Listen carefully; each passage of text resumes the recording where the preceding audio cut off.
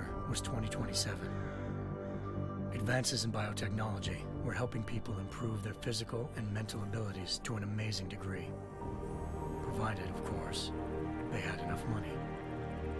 A new breed of people was emerging, half human, half machine. And in Detroit, at least, not everyone was happy to see it. I'd just landed a job as head of security at Sarif Industries, a cutting-edge biotech firm. David Sarif himself handpicked me for the job, said he needed me to keep his people safe. My ex, Megan Reed, was one of them. Brilliant neuroscientist, Megan had found a way to make augmentation safe and affordable for everyone. All she had to do was present her research to Congress. But the night before her big meeting, my security measures failed. A team of Black Op mercenaries stormed into Sarif headquarters, massacring everyone in sight. 3 of the mercs were heavily augmented walking tanks. Their mission? Take out Megan and her team. I tried to stop them, but their leader tossed me through a plate glass wall. Last thing I heard as his bullets slammed into my brain was Megan's dying scream. I should have died with her. Only I didn't. High-end military-grade enhancements saved my life. The best augmentation Sarif's money could buy. It took me half a year to get a feel for her. Should have taken longer. But 6 months into my recovery, Sarif Industries was attacked again. This time, by a radical group of pro-human purists. Violent, militant, and fanatically opposed to human augmentation. They claimed to be members of Humanity Front, a non-profit organization that wanted the UN to limit biotechnology research.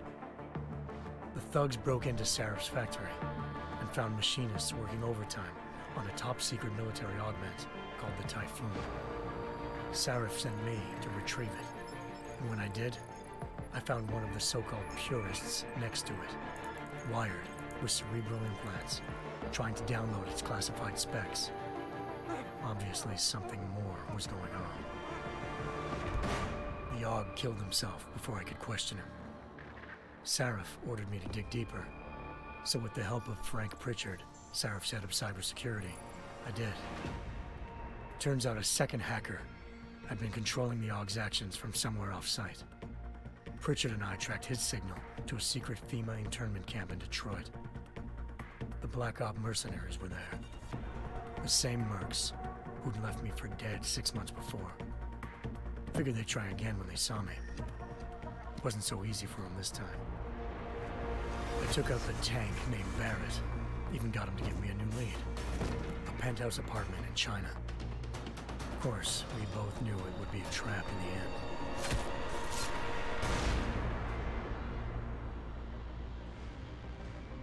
Hengsha Island, China. Home to a city so crowded, they had to build a second city on top of it. Trying to find clues in Hengsha wouldn't be easy. Lucky for me, I wasn't alone. Farida Malik, Sarif Industries' ace pilot, had lived in Hengsha before. A good person to have on your side. She knew enough about the place to get me around. Malik dropped me in the lower city, close to the penthouse Barrett had told me about.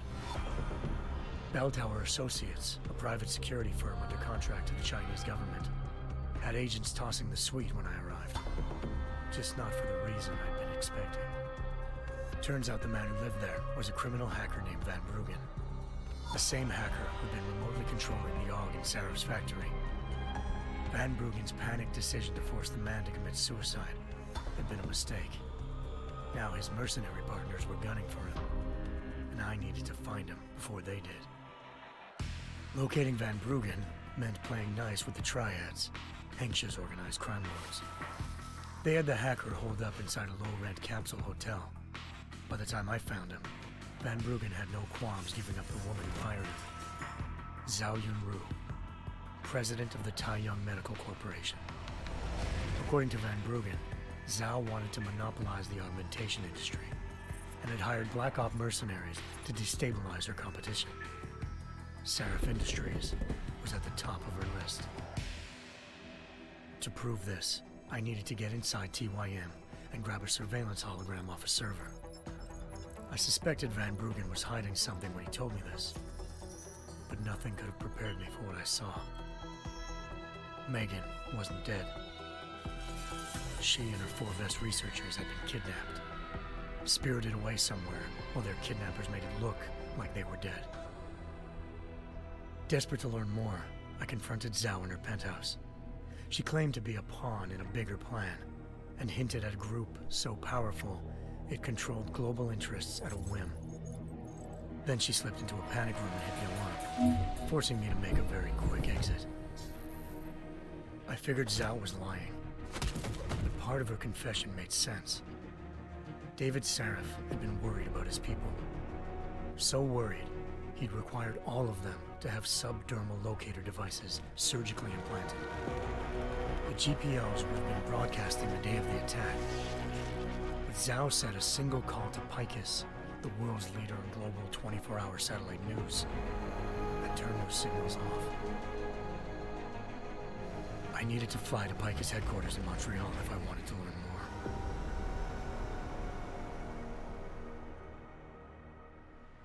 Eliza Cassan, Picus Communications' First Lady of News.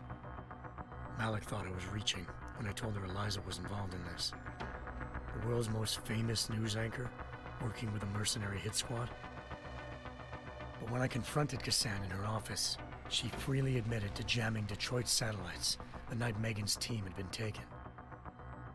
Said she's just been following her commands. I suspected she wanted to say more. But Black Op mercenaries showed up looking to shut us both down. And just like that, the Eliza I'd been talking to disappeared. The Mercs were led by an augmented killer I'd crossed paths with twice before, Fedorova, a woman who'd made silence her best friend. She waited for me to track Eliza's transmission to a secret server room underneath the Picus complex, then jumped me from behind. A deadly fight ensued. I made sure she never moved silently again.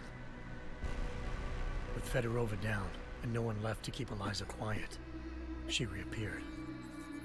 Turns out Picus's First Lady of News wasn't a lady at all. She was a sophisticated AI program, engineered to monitor data streams and control what people believed. Eliza told me the Mercs had brought in a Humanity Front doctor named Isaiah Sandoval to remove the scientist's implanted tracking devices while Detroit's satellites were down.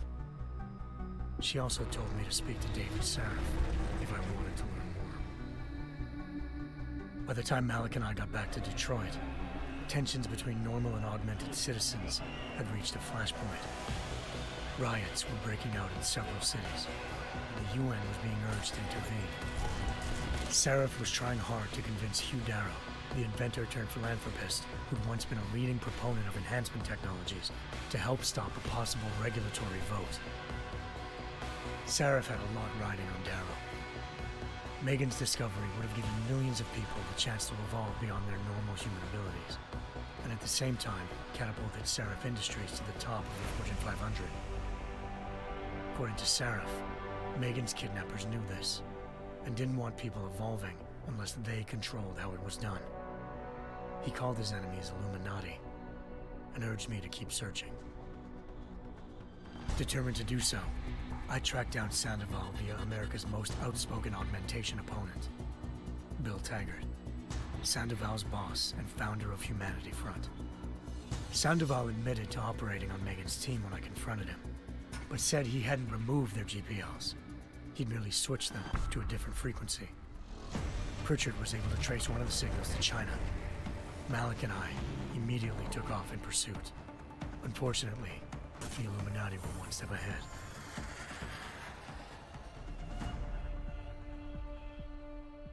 Ambushed. Shot out of the sky by Bell Tower Associates, seconds after entering Hengsha's airspace. Malik's piloting skills saved me. After a tense and bitter struggle, I escaped into Lower Hengsha. The tracking signal I was following led straight to the Triads, or more specifically, to the augmented arm of Tong Si-hung, leader of a gang of augmentation harvesters. Tong said they'd taken the arm off a corpse, which Bell Tower had left at their door, meaning at least one of Sarif's scientists was dead. Maybe not the rest of them, though.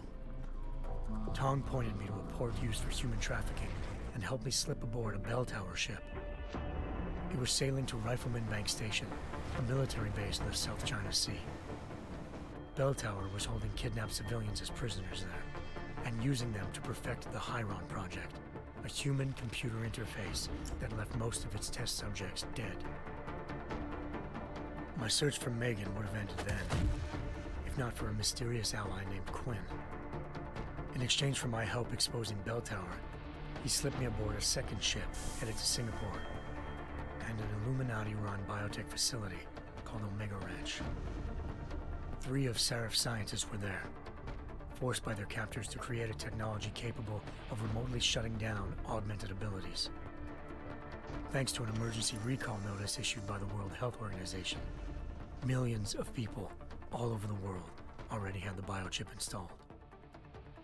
With the help of the scientists, I tracked Megan to a private section of the ranch.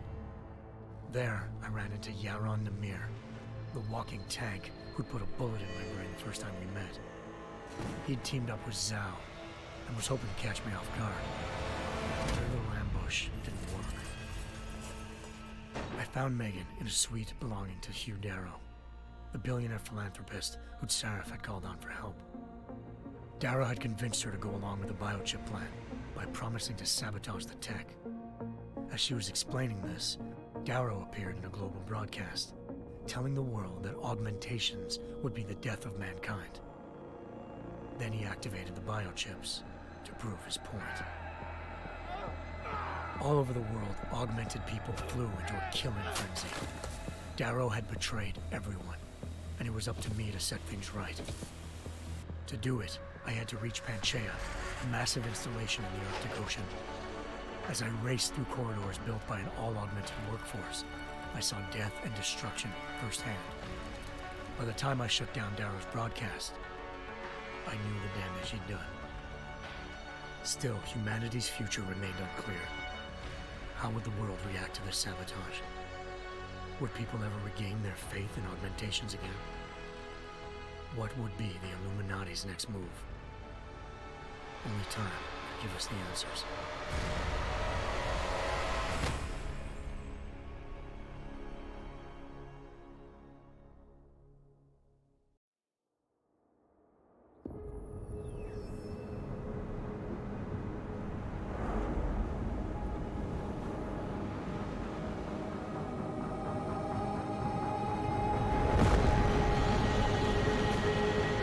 I once thought I could save the world. Now look at it.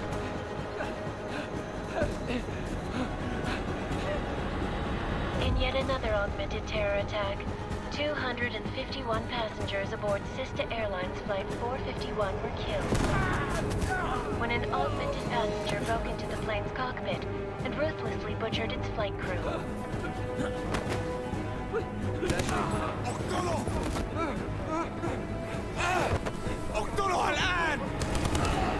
Details recovered from the black box recorder.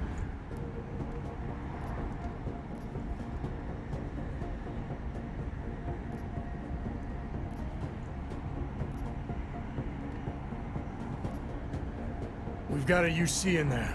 Might be easier to maintain his cover if he's not the only one still breathing when this is done. Smart thinking. Yeah, but if anything does happen to him, you'll be telling his wife. After you get out of the hospital, of course. What about range?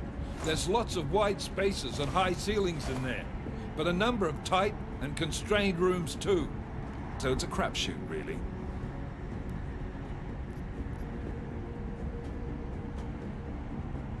Well, I'm not looking to play dice with anyone in there. Give me something with distance. Your call.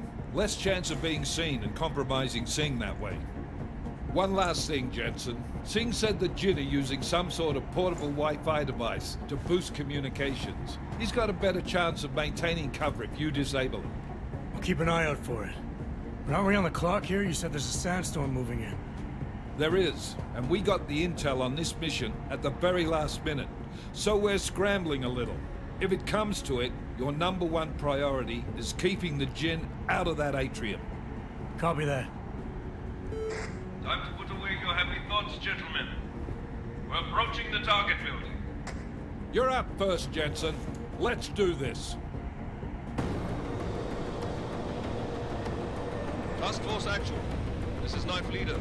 Engage Hush drives and descend to Angels 1-5.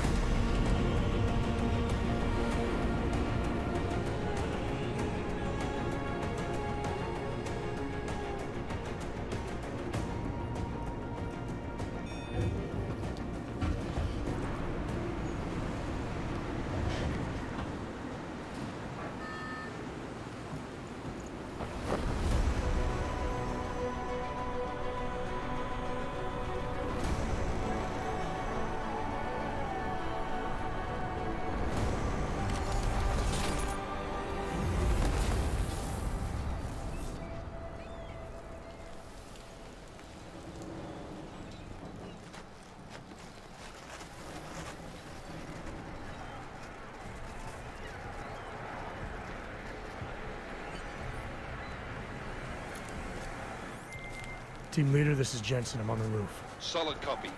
Move into the building. The access route you need to block is at the far end of the penthouses. And keep in mind, the direct route might not be the easiest one. Roger that. McCready will advise once his team is on the ground. Miller out.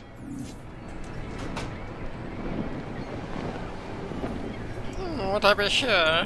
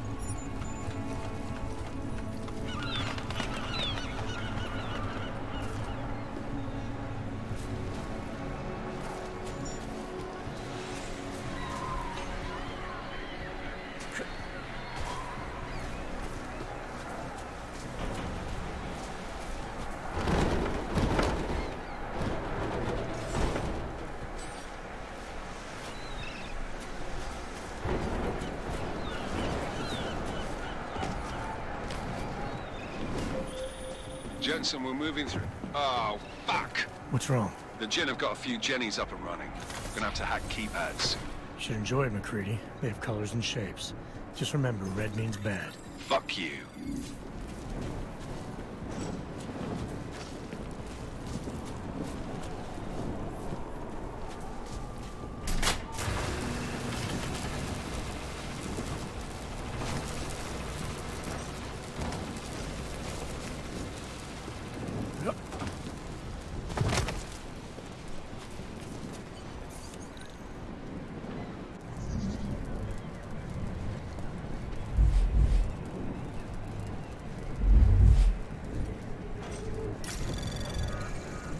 Anomaly detected. Trace program initiated.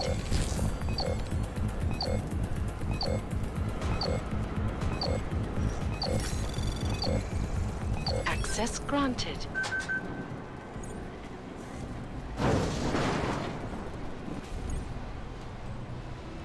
Damn squatters. I think that was the last one.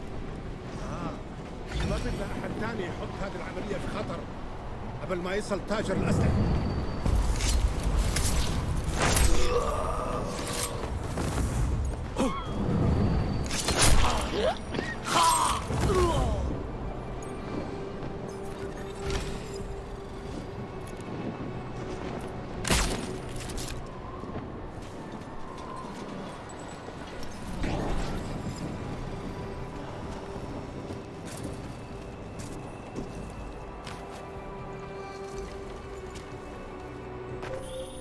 Jensen, Mac, listen up. Doppler shows that sandstorm's moving in fast. It's big, and it's gonna hit us hard. God, I hate the fucking desert. Confirm visual? I can. Time is not on our side. Copy that. Solid copy.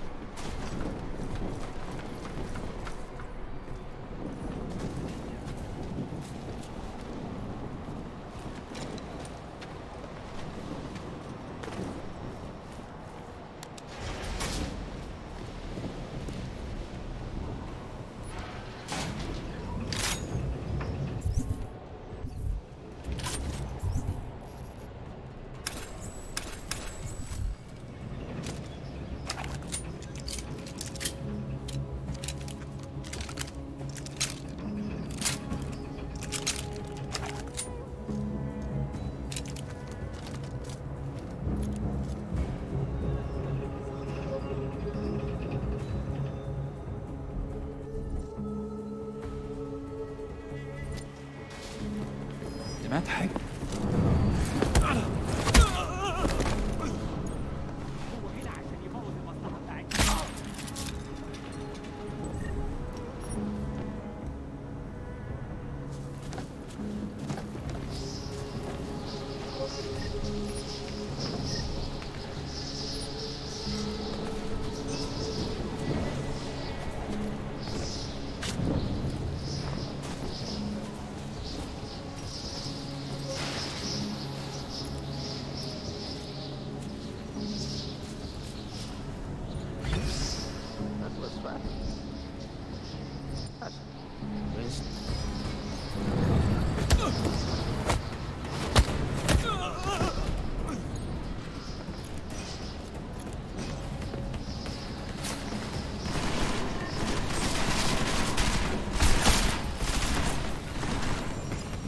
Sensitivity is so bad.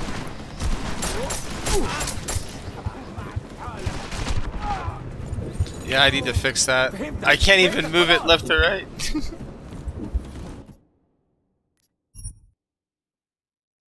I literally couldn't turn at all when I went ADS. I was like, ah!